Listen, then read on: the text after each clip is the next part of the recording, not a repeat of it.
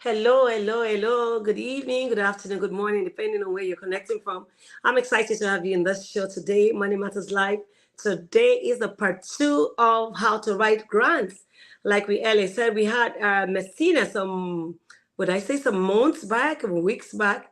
She told us, she actually gave us an exposition on what is grants and how you can, latch on to this free money from the governments. Money you don't need to pay back. It is called free money. But before I go into it today, I want to tell you what Money Matters is all about and also introduce myself. My name is Sandra Ukoh. I'm a Maxwell Leadership Certified Team Member, Coach, Speaker, and Trainer. I'm also a member of the Toastmaster, a best-selling author, and an IT salesperson of over 21 years. And I just got the Presidential Lifetime Award too, and many other feathers coming up. But before then, where is Money Matters? I'm sure you're wondering what is this? It is a movement. I'm the founder of Money Matters, and we have the move to ensure that everybody gets literate, financial literate, in order that we're able to manage and multiply the money, the resources that God has given unto us. God has not called anyone to penury. God has not called anyone to a less of themselves. God has given us all that we need to live life in abundance. And in Money Matters, we talk about savings, we talk about investment, we talk about businesses you can do in the 21st century, we talk about marketing sales, we talk about there is no rich man who has no service or product he or she or problem he or she is solving. And that's the reason you must have something you're giving in exchange for money. And you know what money is? Money is a legal tender that is used in exchange for product or services. And today we have Melcina herself who will be taking us on what is grant, as she's earlier said. She'll be recapping, giving us a summary of what she did the last time so that we're able to flow into the new session where she's going to be talking about how to write grants, how to write a thought-provoking grant that would give you that money, that will make that group or that board to make a decision to giving you that money that you need to fund your ideas, your dreams, your goals. And today we have no other person than Melcina herself. And before I bring her on board, let me just quickly show.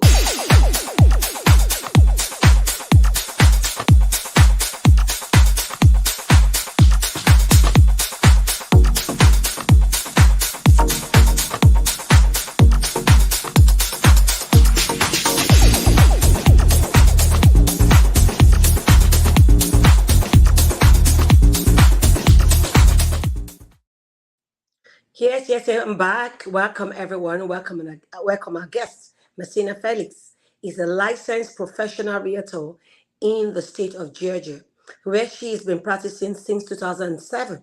She's an accountant providing financial and tax services for over 35 years.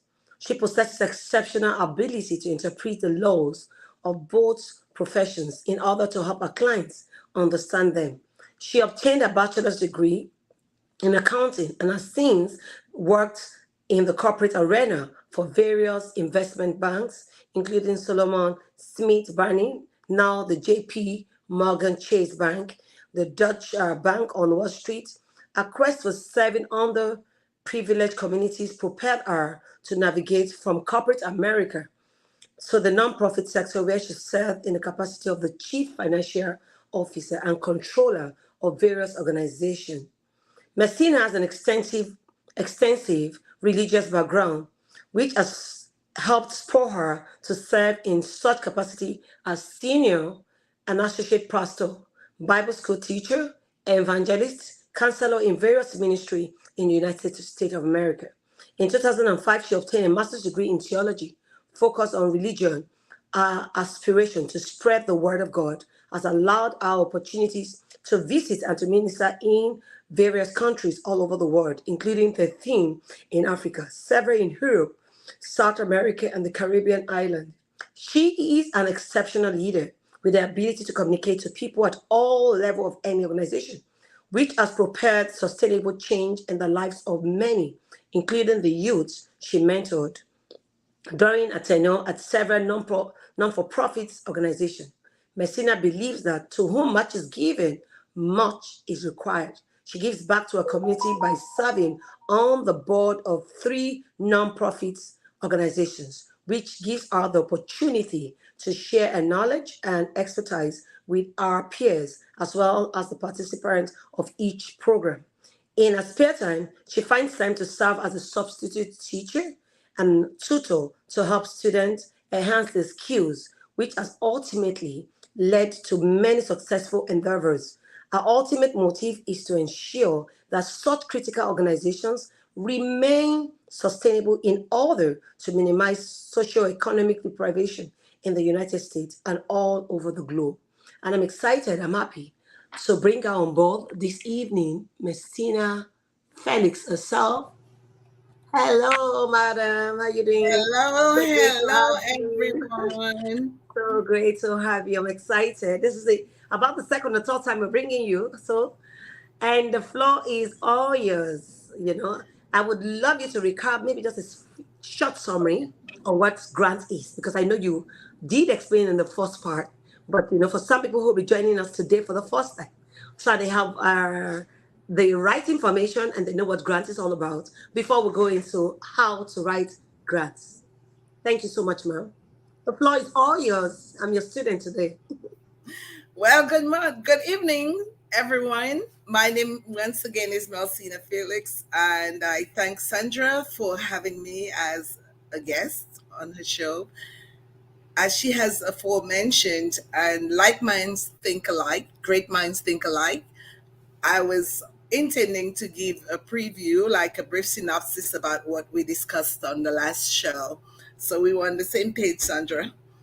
During our last segment, we discussed various subjects, including what is a grant. And I gave a description about what is a grant, that a grant is a way that the government and other entities fund our ideas and projects to provide public services and stimulate the economy. I also told you that grants are usually given, but they're not required to be paid back. We also talk about the purpose of grants and how they are often used.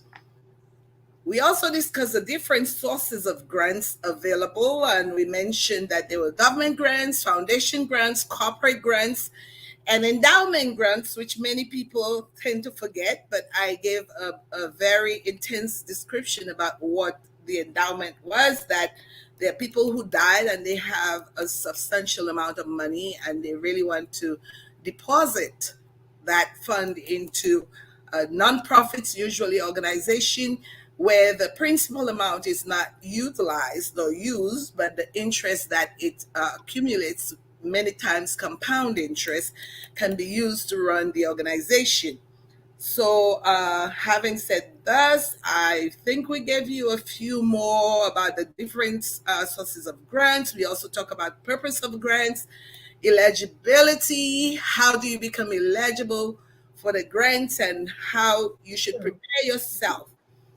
You must be in the United States, or if applying for a state or city, usually they would prefer that you are in that city. You must be located within the vicinity of the grant, especially government, funding grants. We also spoke about the process and some underlying key requirements that you should understand the grant requirements, which we will discuss further in our presentation today. Usually, there are very strict requirements for grants, but it's in some documentation called the RFP, which is the request for proposal, and that is where you are going to initiate your process for your grant.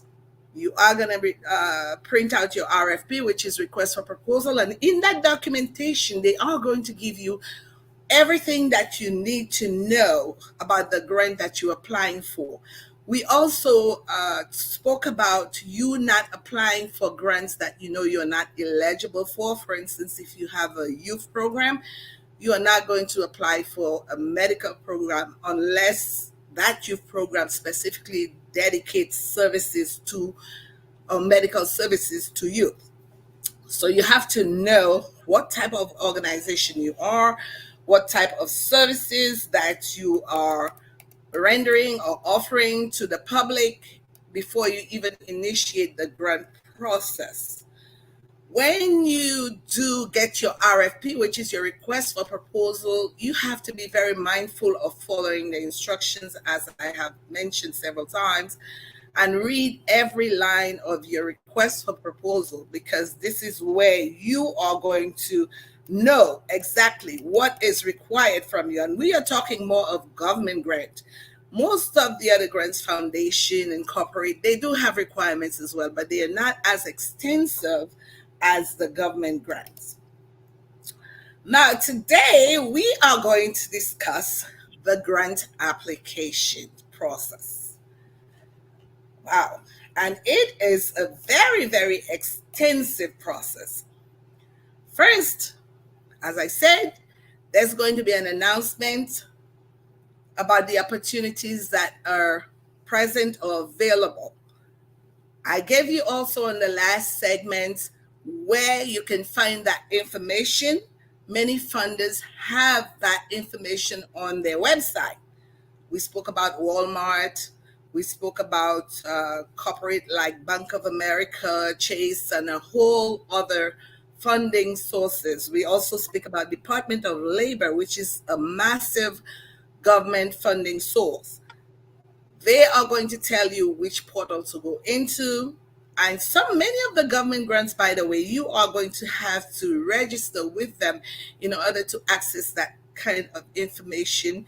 Once you have registered with them and provide the necessary information that they are going to request of you, they are going to email you whenever there are grants available. So as a nonprofit organization, you always want to make it your responsibility to ensure that you are registered with these entities, so that when a grant becomes available, they will reach out to you and call you to apply for that grant if you have provided all the necessary documentation and requirements to them.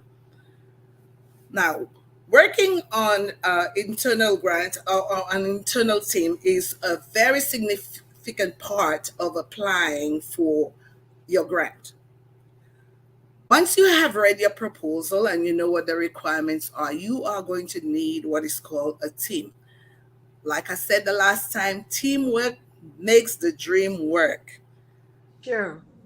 Yes, and that includes every significant person in your organization, including your executive director, your financial CFO or controller. Most of you have controllers as nonprofit organization. You're going to need your program directors. If you have more than one program, it's directors. If you have just one program, you're going to need your program director. And that program director is going to bring in a team along with him who he knows qualified to help him with the necessary information needed to write that grant or to bring that application to fruition. So ensure that everyone involved in the process, when you have guided your team, you must ensure that everyone involved in the process has read the request for proposal detail for detail. Do not leave out anything, because in order to create a successful package, you're going to need to familiarize, every one of your member or your team member with the details for the grant and what is required to be done. Now, let's talk about the components when writing the grants. We're going to talk about the components to writing the grant. What is the first thing that you would need? First, you would need an introductory page. And on that introductory page, you're going to put the name of your organization. You're going to put your address. You're going to also put the contact person for your organization. And you know how you do a cover letter for a job, where you have to provide certain, required details. It's just as writing a grant.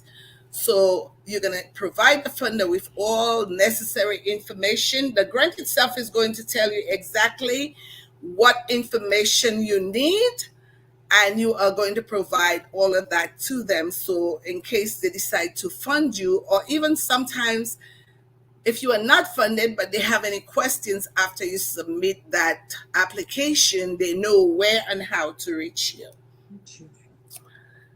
Now, the next thing you want to do is you want to develop a proposal. What are you going to write? Like in every writing, you know how you have an outline? So you want to develop your outline, you want to develop your proposal. Okay, after looking at all the intricacies or detail of the proposal, the very first thing that you are going to write, you're going to create paragraphs. The first paragraph that you have must have your statement of need. But before we go there, before you even begin the writing, you must collect your statistical data. You know what type of information what type of service you provide. The grant has already told you, the application, what type of information you need. So you are going to go into the website, whether it's Alexa, whether it's Google, to search for information that you can apply to the grant. And I will, as we get further into our discussion, I will provide you information about how you can get some of this statistical data needed to provide in the grant. As you begin to write the grant, the first thing you will write is your mission statement. It's an outstanding statement. It's going to tell the funder exactly who you are and what your mission is. It's a very powerful tool, and you have to present it very, you know, articulate it very well so that the funder understands. Because by reading your mission statement, the funder is going to understand exactly what your organization is about. What are you doing? What your goal is. Secondly, you want to present, and that's a statement of need. After your mission, you're going to present what is called a statement of need. That too is a very powerful statement. This is a statement where you will convince the funder about the need for your organization and how you really need that fund. So if you have ever convinced people to do things for you or to give you money before, that's where you exercise that power and the authority that you have and the know-how to demonstrate to them that you are really in need of that fund. Your first paragraph should be succinct. It should describe, like I said, your mission, your statement of need. And then following that, your statement of need is going to tell them why you need that fund, how your program is, and the participants in your organization. For instance, we run a youth program, and many of these students they were informally incarcerated. When they came out, they were not able to get employment. So what we did as our needs statement, we provided the funder with statistical data in the neighborhood, showing them how many youth are unemployed. Okay, this is what your statistical data is going to do. It's going to help you reinforce that need base and how the percentage of youth that are unemployed and how that has a detriment not only to the youth themselves, but also to your surrounding environment and the vicinity where you serve. And the youth are just walking the streets. Many of them have turned to illegal drugs as a result of not being able to get employment to help maintain themselves. So you have to show that type of convincing statement.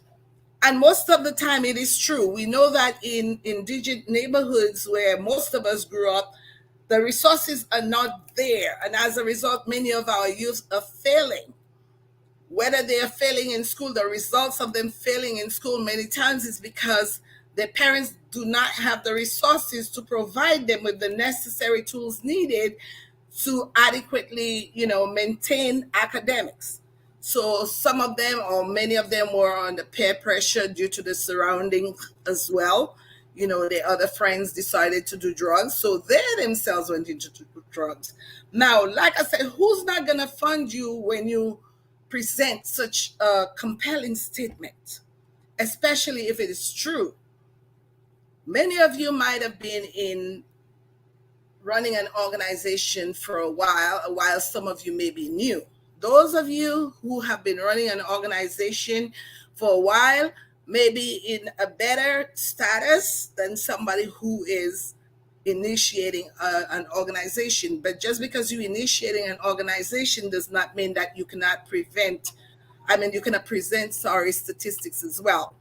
You have enough information around you to present. And if you do not have it, what you do is you utilize all the companies or all the organizations around you who's providing the same type of service that you are determined to provide, and let the funder see that my organization is designed basically after this model.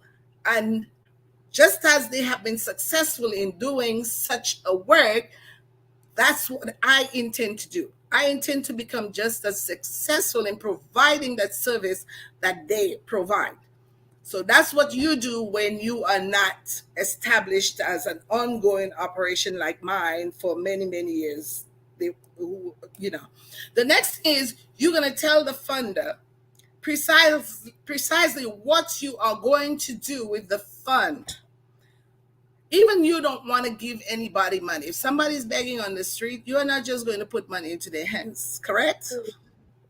But you are going to want them to tell you exactly, and Sandra knows what I'm talking about, exactly how they plan to utilize the funds. So you are going to demonstrate and write to the funder and say, we intend to utilize that fund either to grow our organization. After you show the success, I'm going to get into that also of the organization, but you must show the funder and prove to them how you are going to use that fund. In addition, you will tell the funder how you intend to help correct the existing situation with the funds if awarded. Okay, you already told them that there is a massive concern, especially our youth are now graduating from college. Many of them have become incarcerated, even before completing their academics or their high school diplomas. Our program is now offering them a second chance, whereby we take them and we put them into our program to help them successfully complete their high school diploma and then maneuver them through college. So now that I have given you a problem and I'm saying there's a need, I have to tell the funder, how do I plan to rectify that situation? And that's where your narrative comes in. After you provide your introductory piece, that is going to include your mission statement. You are going to talk about your need, and you're going to convincingly provide your need to the funder. Now you are going to tell the funder precisely what you are going to use the fund for and how you are going to rectify the situation at hand. So that's when you are going to present your project design. You're going to explain to them how your project is designed. What does it stand to achieve? You're going to talk about how many participants you serve in the project, or we usually call it program in most nonprofit. Many of you may run more than one program, and you may be applying for a grant that it will be utilized for more than one program. If so be the case, you will have to define each program separately. You will have to tell the funder, what does that program? Some people run youth programs, some people run adults programs, concurrently. You are going to have to explain to the funder how each program is operated, whether or not the funds are going to be used for one specific program or two programs. Because sometimes some funders can give you funding for more than one program. It does not only benefit the youth, but it can also benefit like domestic violence. I worked for an organization where they had a youth program, and they also served victims of domestic violence. So sometimes that one grant can work for both. We had another grant from Department of Labor, and which was specifically dedicated to our construction, program. We taught the youth construction. They learned it. We provided job fairs and employees. We connected them. Some of them decided to maneuver to college. Others decided they wanted more of a vocational skills, which they achieved. And eventually we were able to provide those resources for them to accommodate their needs. So we're going to tell the funder about our program in detail. We're going to explain our program design. What does the program do? When was the program established? What are the functions, the day-to-day operation of the program? You have to provide all of that so that the funder sees from a bird's eye view. Even though they have never seen your program, but they'll be able to visualize the program. So you have to provide them all of that in a very succinct manner. Like I said, don't write too much because nobody likes to go over, too many details. But those of you who know how to write, or as you learn how to write grants, you will learn how to say something in a direct manner and get your point across. That's very, very important. That's true. Yes. The next thing you are going to learn to provide is who runs the program. You're going to name your executive directors, your program directors. You're going to name who the staff members are. Most grants require that you provide details, thorough details about each and every one of these staff members and individuals. So, for instance, if your program director runs the day-to-day operation of this specific program, sometimes you have only one program director that runs all of the program. You are going to have to be specific. You're going to have to provide also the credential, because most funders need to know that you have qualified people in place before they give you any money. So you're going to provide the credential of each and every one of your staff member. You're going to provide not only for the executive director, but each staff and what they do in detail. The program director, the person who's the spokesperson, the person who travels with the keys, and whatever it is, you are going to have to say who. And where, you're going to have to provide the location, because sometimes you can run an organization, but it may not be on base. So if you have other extensions of your organization, you are going to have to provide them with the location of where this entity is, or where this segment of the entity runs. And why? Why are you providing that service to the youth? You have already stated it in your need base, but you are going to have to provide it when you provide information and detail about the programs and the projects you run. Then I already gave you the where. You are going to tell them where. If you have more than one program, you are going to specify each program and their location separately. Like I said, don't just give them one, but give them everything that you have. Okay. In your need-based statement, something I forgot to mention, you are going to present to the funder how much money. That's a very significant piece. How much money you need. It's going to be in the second part of your, after you do the introductory, it's going to be in your narrative. The body, what we call the body of the letter, you're going to tell them how much money you need. And sometimes they may want to ask you, they will ask you the question, tell me, why do you need so much money, or why do you need that money? You're going to have to justify why you need the funds. And that's where your statistical data, like I said, comes in, where you have already researched and you have already got the demographics of the area and what type of individuals, live in the neighborhood. Usually it's low income. That's why many people are smart enough to base their organization in a low income sector. Because if you are based in a sector where the money is, there's a plethora of money.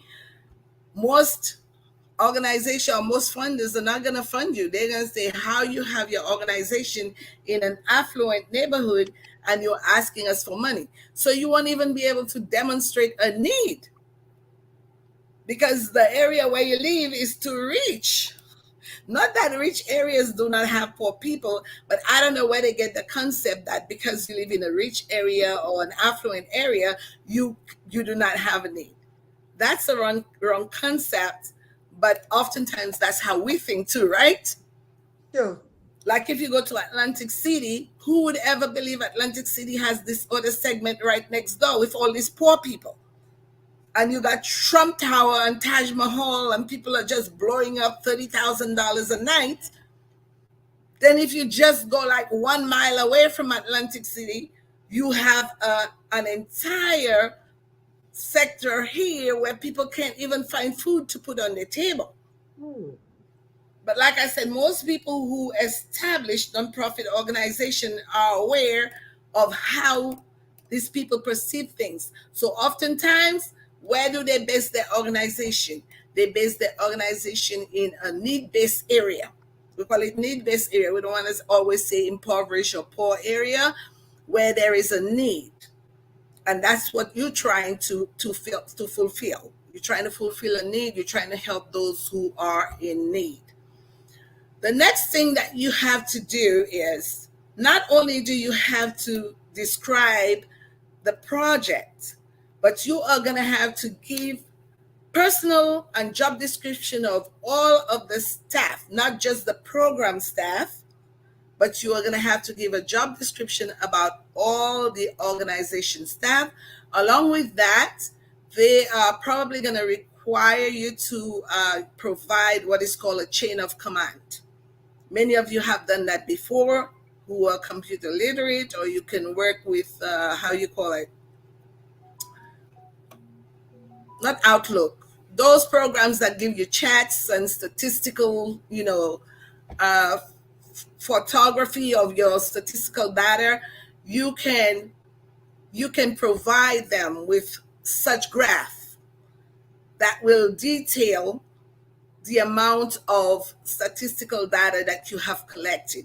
So they are going to require that. You're going to give them the chart. What the chart of organization chart really depicts, it's going to give a chain of command, like from your executive director to whoever is their subordinate, and the next line of subordination, and so forth and so on, describing how your organization is set up. So a lot of people, like, they can read, but they like visual aids. So not only are you going to give them that in detailed information, but you are going to present them with charts and whatever you can do to help you get that grant, whatever you feel that will help ease the process of them reviewing your grant. Don't be afraid of providing that. The next thing you want to do in your narrative is to explain how successful you've been at operating such program. Sometimes people overlook and they think, oh, it's bragging. It's never too much bragging when you're trying to get a grant. Brag as much as you like. Talk about your success rate. Talk about how many people you've served. For instance, we serve about 70 individuals, sometimes 210 a year. And of that amount, how many individuals have gone to college? How many of them have we successfully placed in employment positions? And we were fortunate that many of our participants would come back and provide us with testimonials. They would even help us with getting grants from the government. We would bring them, like I said before, to Albany, and they would be able to talk about what the program has done for them. So you now will provide the funder with what you have done in the community. This is why, as a nonprofit organization, you don't just set yourself to provide service, but you expand yourself. You partner with other nonprofit organizations. For instance, if you're offering a youth program to help them with GED or other vocational skills, there are other entities that provide, for instance, many of them come from, the prison. They need counseling. So you partner with those entities and send them for counseling, because taking somebody straight from those facilities and putting them into anywhere or any program, you know how detrimental it can be. Yeah. So they spend some time over there. Now you want to rehabilitate them. So you are going to send them and provide services for them. So you want to brag about all of that. How you take them from there. You provide them with services. You provide them with a coach that comes in, and a mental coach. We had all of that. We had a mental coach. We call it mental fitness. And he would come to help stabilize them. There were certain techniques that he taught them and helped prepare them for the course ahead. So you want to brag about all of that. I partner with so and so, and the construction people who provide you with the jobs. You want to give the organization. Funders love to see collaboration. They love to see that you're networking with other entities. They don't want you to be isolated. But if you can prove to them, and by the way, this is credit to you, because if any organization that wants to partner with you and are providing you with these resources, especially some of them may do it for free, the funder immediately knows that you are a credible organization, because most people will not give their services to organizations who are not credible. So you want to talk about that. You want to also talk about other resources that you have out there, where people have come in and provided you, with resources just to help you. You want to talk about your volunteers, because your volunteers are a significant part of your organization. Nobody wants to work for an organization that's not stable or reputable. But when you talk about, we have approximately 15 volunteers. Some of them are from the federal government, who places them in our organization. They are retired and they're coming. All of this boosts up your credibility. Some of you may not be established, like I said, for a long time as others, especially those of you who are just beginning. This type of information is very critical. You are going to give that information to your funder to let them know, I may not have a great resume as others, but I have something so solid.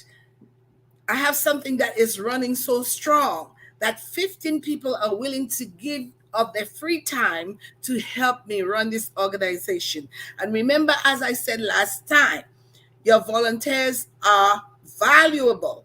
You put a value to them. On your budget, you find out how much they get paid per hour for their skills or their expertise. And when you do your budget, you put a value to them. Okay? So next, we say where there is a need for more funding to help it grow this program to the next level. So you are going to tell the funder, why is there a need? Because you have said, I'm successful, I've been running for a while, this is what I do.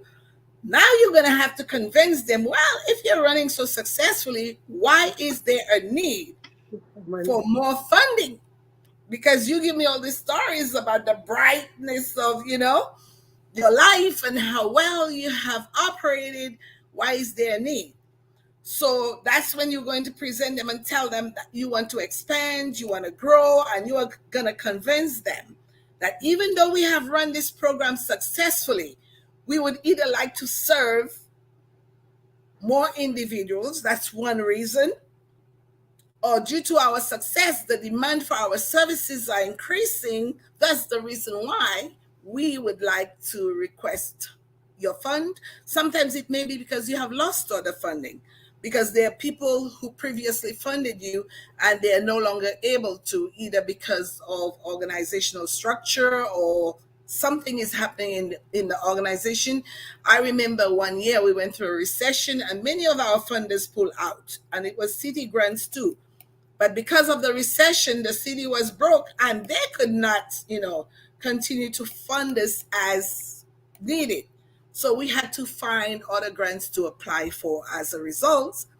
So that was one of our excuses, that the reason why we were requesting additional fund is because we lost one of our funders. But you can't say you lost it because your reporting was not right.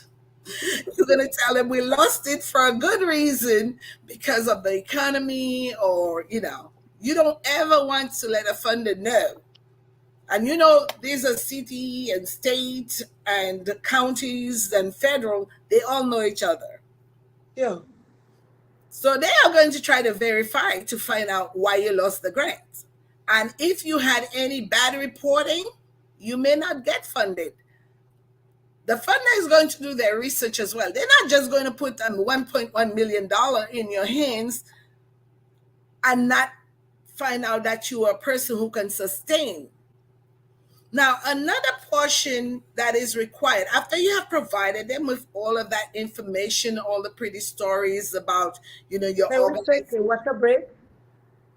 Yes. Just a moment. Are you thinking of how to publish your book on Amazon, or how to get your published book to become an Amazon bestseller book? Dip Insight Books is the perfect in-between solution in transforming your ideas into a book. We can help you with all the complicated parts of publishing, such as process TO transformation. What we do: full manuscript evaluation, receive quality assurance edit, full copy edit and final proofread to remove spelling and grammar mistakes, oversee your cover design, create your interior layout, publish and distribute your book, lock down your marketing strategy. Ghostwriting, where there is no manuscript. Our goal is to help you publish your book promptly. Contact us today at 404-740-9091. Email us at info@dipinsightworld.com. To start the submission process, check us out at www.books.dipinsightworld.com and submit your details. You can visit our Facebook page at Dip Insight World. So welcome back. Thank you. Welcome back. Welcome back. Yes. So now that we have presented you information to be included in your narrative, we are going to talk about the next, or the other component of your grant proposal. And that is something that I know most of you have been waiting for. That is the budget. Now, many of you know what a budget is, but when you're writing a grant, it's not just a straight budget, especially a government grant. You're not just going to give them numbers. No. There's more required. But before we proceed, let me just talk about a very significant part of a grant proposal for most government grants. Usually they require what is called a match. And what that might be a new terminology to many of you. What a match is: if you are requesting $1 million from the federal government, for instance, most of the time they are going to request that you provide them with what is called a leverage match, showing that you have resources of your own totaling 25% of the amount that you're asking for.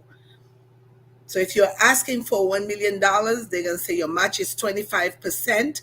That means you have to show them resources in your organization that is worth $250,000. And that will include some of the fundraising you have done, some of your board members' dues, and all the other foundation grants, the other city grants, any other grants that you have other than the one that you're applying for. You're going to have to show them that. They also want to know, other than the 25% match that they're asking for, this is called like leverage. You have leverage resources. Okay, sometimes your leverage resource may not always come in the form of money or 25%. The 25% has to be money, but other leverage resource might be if a company is giving you free service, like I said, for mental illness or counseling. Not only are you going to mention that in your narrative, but you are going to use that as a resource that's coming into your organization as part of your leverage resource. The more leverage resource you can provide, the more confident that the funder will have in you, because you are saying that I can sustain. They also want to know that if they give you $1.1 million, and let's say you have a budget of $2 million, sorry, where is the other $1 million coming from? So you're going to have to provide them resources to show them that you do have this leverage resource. Now, back to our budget. To be successful, every grant proposal must be accompanied by a successful budget. A successful budget will consist all of your expenditures to be incurred for the duration of the project. Now, not only do they want a grant budget for the grant that you're applying, let's go back a little. They also want your organizational budget, the board approved budget. As an organization, every year by the end of, let's say, November, you should have already constructed your budget and sent it to your board.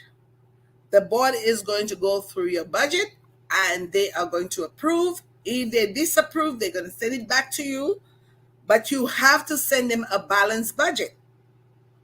If you can't balance your budget, the board is not going to approve. So that's where most times you just come and you get a note from your organization, we have to do some layoff, because they could not balance the budget. So you must present your board approved budget to the funder. He's going to parallel that with your program budget that you're applying for and see how much need. So it's not just sending a budget along with the grant. You're going to have to send them also your financial statement. And when you do send a financial statement, it has to be a statement that is approved by the board, by your CFO, and by an independent auditor. All of this is part of being a nonprofit organization. Your financials must be almost perfect, supreme. I did accounting for nonprofit for about 20 years, I think. All of my audits were excellent because I didn't want the organization to lose money based on my financial keeping. All right, my books were to the T. I didn't play that because I know how federal especially works. So you must have great financial, and they are going to come in to audit you, the funder, once they give you that grant.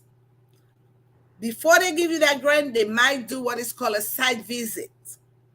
If they are considering giving you that grant, they might do that just to see how your financial structure is. So this is a very prevalent resource. You must ensure that your financials are intact. Your budget must consist details. They don't just want, like I said, numbers to say, I'm putting 95,000, this person makes 95,000, and I'm going to put 60,000 of their funds into that budget, the grant that I'm asking for. They want more details. They want you to give a description. So what I do when I did budget, let me just speak from my example, because even the Department of Labor in Washington, D.C., they call me to do a presentation based on looking at my budget. So what I would do is I would put all my categories. You know how a budget, I took my categories for my budget from my general ledger in my accounting system. And I would put it on an Excel spreadsheet because that's where all my expenditures are. And when I did my budget, I would ensure to describe, for instance, the executive director, I would briefly tell them what the executive director does, run to the day-to-day operation of the entire entity. Then I would put my name, Melcina Felix, CFO, and give a brief description, manages the financial aspect of the organization. And I would tell them I want 50% of my salary to go to this grant, and the other part of my salary would be financed with leverage resources, which we have at hand. So right there in my budget, I'm giving explanation. If you are explaining that you serve 70 students, don't just put in supply section, you can just put $40,000 of that grant is going for or towards supplies. You have to calculate, you have to show them the calculation. You have office supplies, you have program supplies, and many other supplies. You're going to break down that $40,000 to show them in detail how that money is going to be spent. In addition to the calculation, this is just the calculation on your Excel spreadsheet that you are going to submit with the grant. Now, there is another part of your budget that is called the budget narrative, okay? And your budget narrative is going to be very detailed. It's going to tell when your staff, it's going to name, for instance, in the personal section, you're going to have details about each of your staff. Every one of your staff is going to be named on your budget narrative. Then you're going to describe how long that person has been working with the organization. I want to give you everything so when you do a grant, you are really going to be prepared. You're going to define that person's salary. Here's an example. I put executive director, the name of the executive director. Then I also told them how long that person has been with us from 1/11 to present. Then I would also put the person's full salary, if it's 95,000, 80,000. And then that's when I give a detailed explanation. As executive director, that person would be responsible for design, implementation, and ongoing management of all agency activities. Then I say accordingly, he will be intimately involved with the setup of this grant, the operation, and the closeout phase of that grant. Then I would tell them how much percentage of his salary is going to the grant. I said to reflect the degree of involvement required, 70% of this grant will be devoted to this grant. And then I said the balance of his salary will be financed by leverage resources. They love that. Every time I send this budget before I came into the organization, they didn't get most grants. But once I send this budget, put it in these details, we got almost every grant that was sent out. So when they ask you, they're not going to tell you what to do. They'll just say, write a budget and accompanied by budget narrative. That's what the narrative is. You're going to say the chief financial officer, how long, are they a full-time or part-time person? You're going to say how much money they make. And then you will give a thorough description, a description through the duration of this grant. Melcina will do so-and-so and manage the entire finance, and I will be doing the reporting because they like that. They love to know that you have somebody on board who will be managing the finances when it's awarded to you. So that's what your budget will entail. Now, at the bottom of your budget, you are going to put your leverage. If you have other leverage resources that you want to show off with, you have more money than they require you to send on the 25% that they're asking of you, you can, provide that.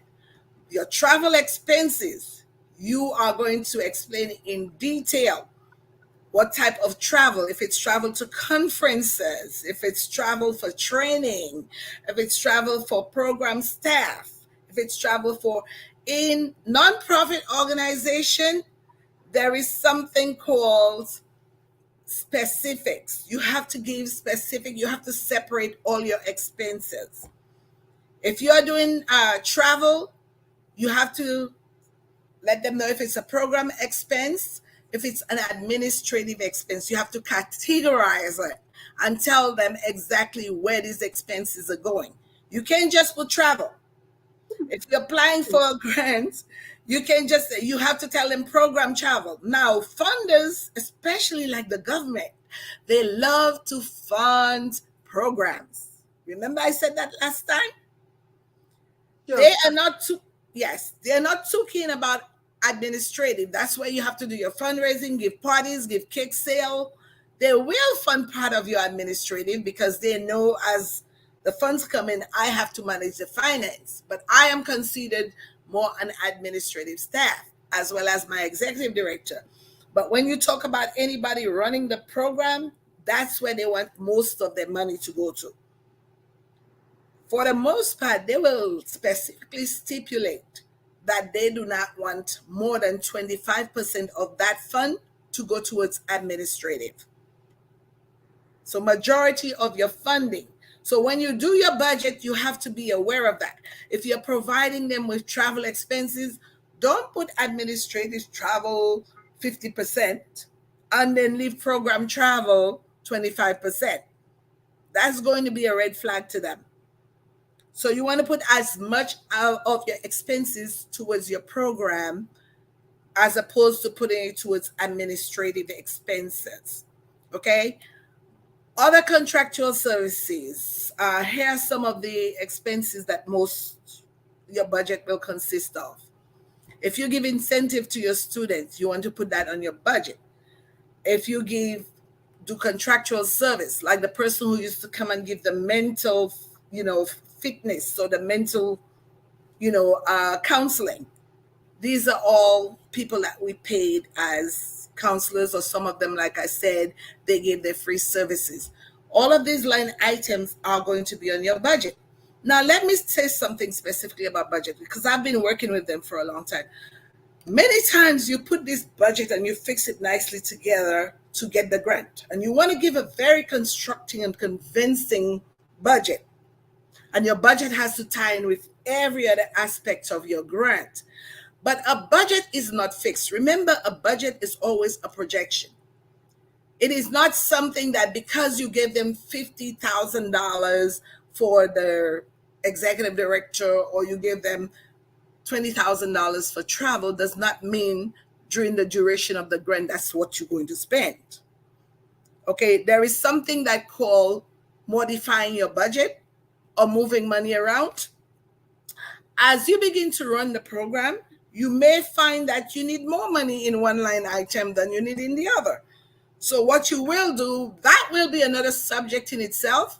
We might have to come back and do about reporting on the grants. That's an entirely new subject within itself. Okay, so when reporting on your budget, you are going to be moving money around. Just because you said Sandra is going to get $25,000 allocated to her salary, maybe Sandra didn't even come to work half of the year and she only utilized $15,000. That's all you have, because you have to present actual cost.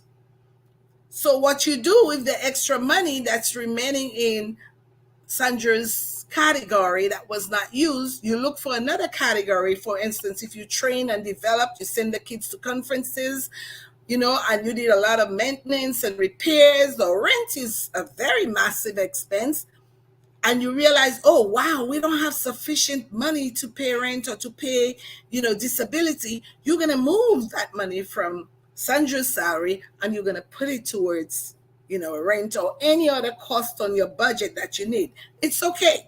Once they give you the grant, they will be satisfied once you use all the money and you can show them exactly where you used it. Wherever you need it most, it's okay to move it. But when you present your original budget for the grant with the proposal, you're going to just construct a very strong budget. Yes, you're a constructive budget. But once you get the grant, you say hallelujah. And you can go to your organization. Yes, you can go to your organization and you can do as you please. They allow you to move around, but don't move too much out of salaries, because that's where they want most of the money to go. So if you are missing, for instance, you laid off somebody who had a $50,000 on that budget, the grant that you're asking for, especially if you're providing construction service to the kid and you didn't replace it, that's going to be questionable, because they're going to wonder, well, we gave you that money based on your construction team providing the kids with some type of, skills. Why didn't you hire, So you have to be careful. Right. So you have to be careful when you decide not to use money in a category. Cannot be deliberately not hiring and then you just use the money, but things do happen.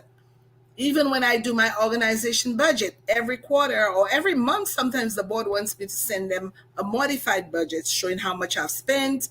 And sometimes they'll say, that's when they know, but how comes you had $15,000 and you haven't spent it yet, or you have only spent $2,000? I always have a comment on my line, but on my budget, so that before they ask me, they rarely have questions for me because I already know what questions they'll come up with. So I'll say the reason why there's still $13,000 remaining in is because most of the rent is paid at the latter, time of year.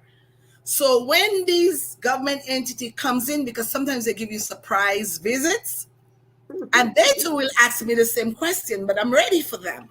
They'll ask me, why is it that you still have $13,000 remaining in rent? And I am quick to explain to them, well, because most of our rent is paid towards November, or if they come in June and I can show them backup proof, they'll ask me for backup proof.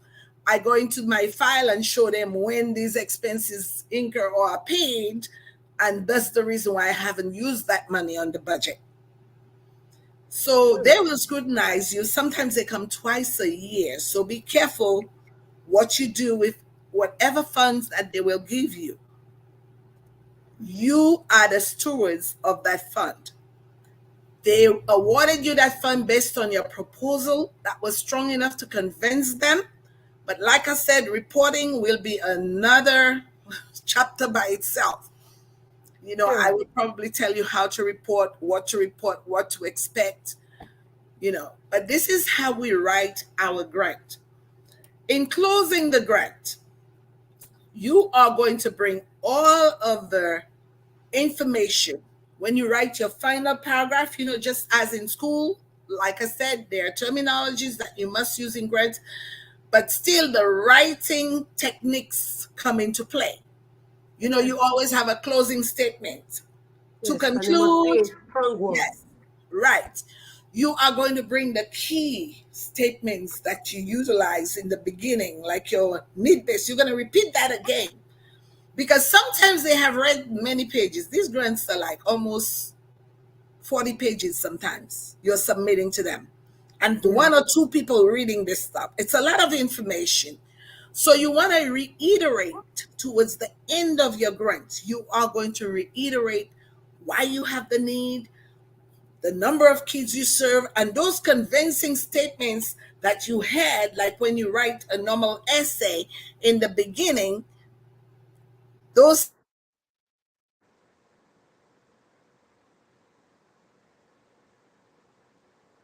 I think it's some technical issue, but that's a good one. We're almost at the end, so Yes, to remind them of what you had formally stated about the grant. You're going to emphatically state why you need the money. You're going to emphatically state your needs. You're going to emphatically state what you're going to do with the funds. And eventually, you are going to close that grant. Now, submission. I want to talk about submission before we leave. Everything that you presented in your narrative, you need to support with documentation. You cannot just write things and just send it.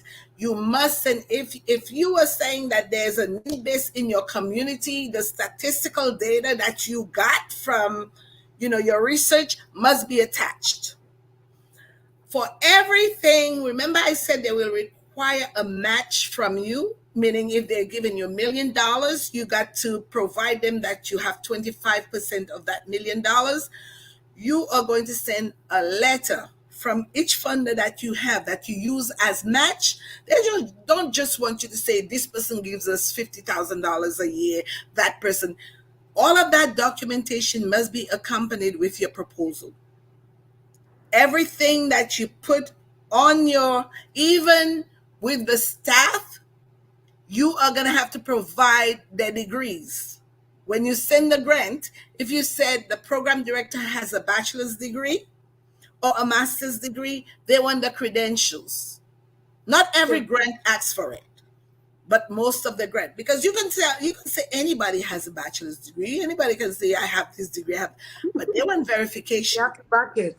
Yes, they want backup documentation to verify that what you have presented in that grant.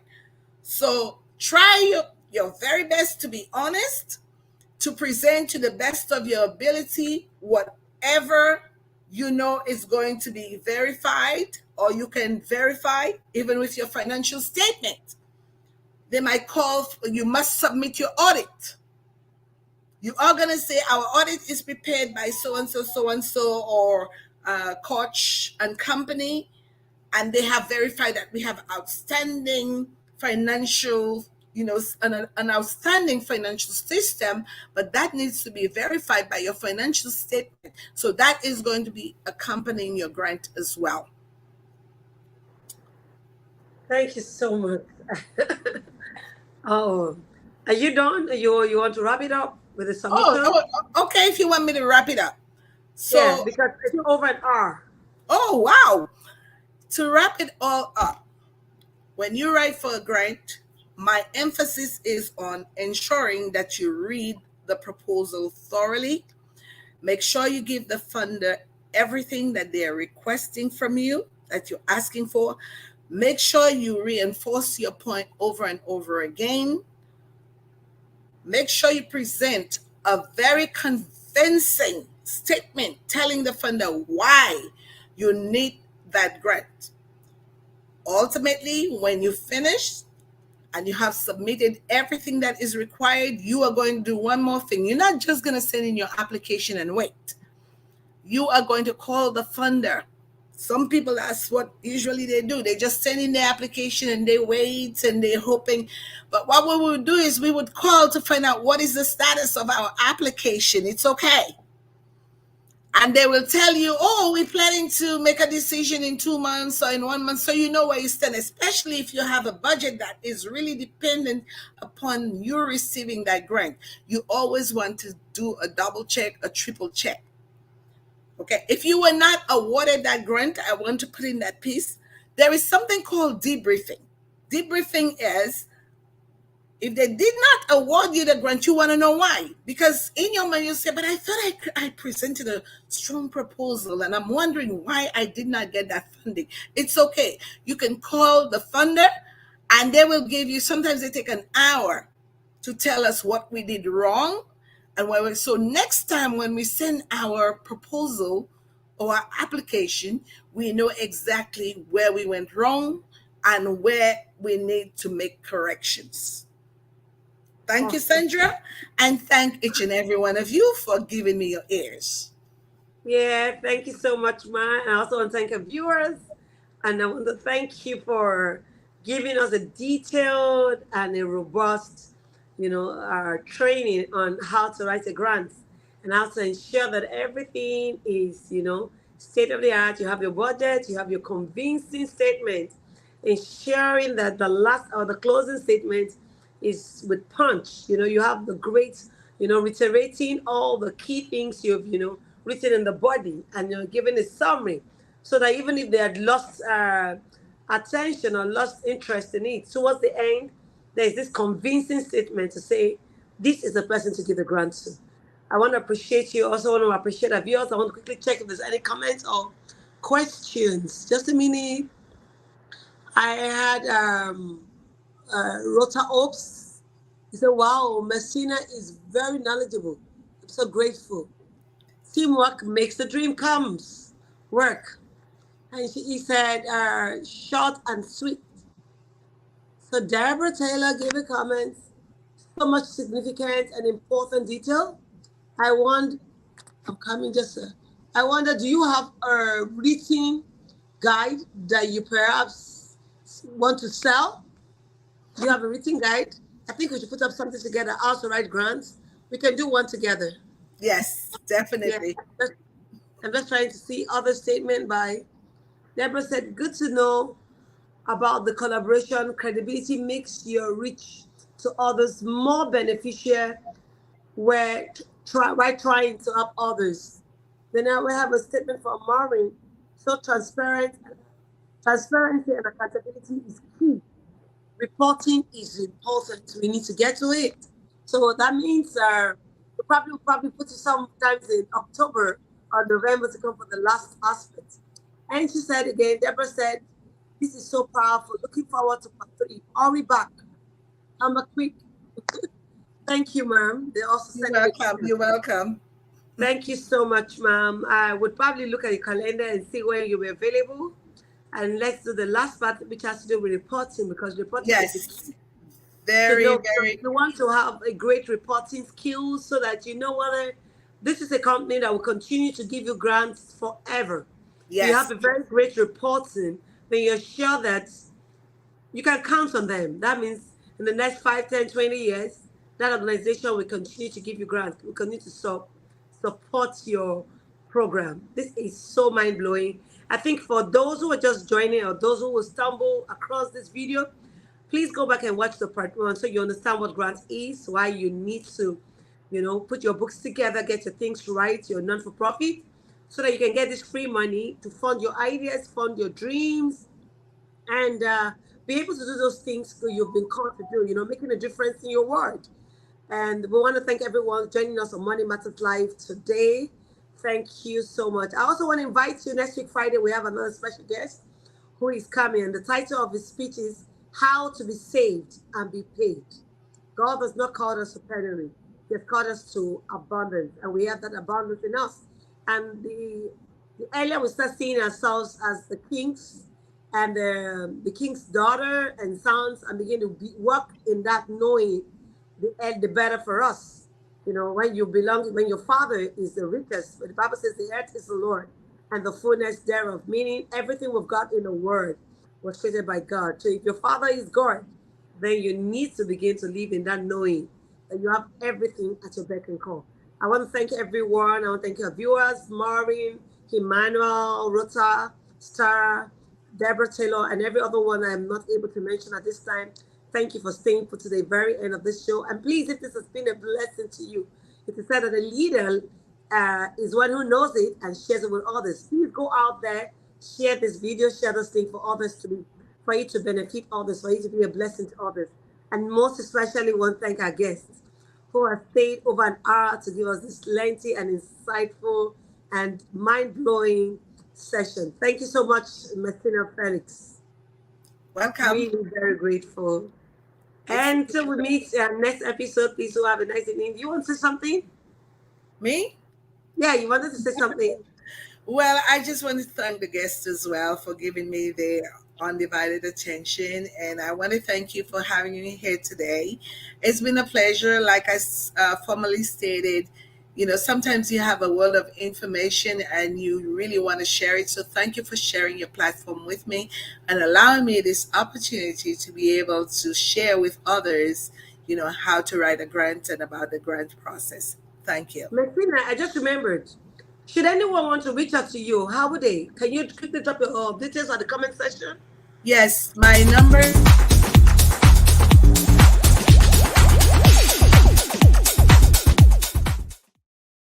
Your I numbers, am please. sorry. I thought we were done. Yes, my number is 347-834-5880.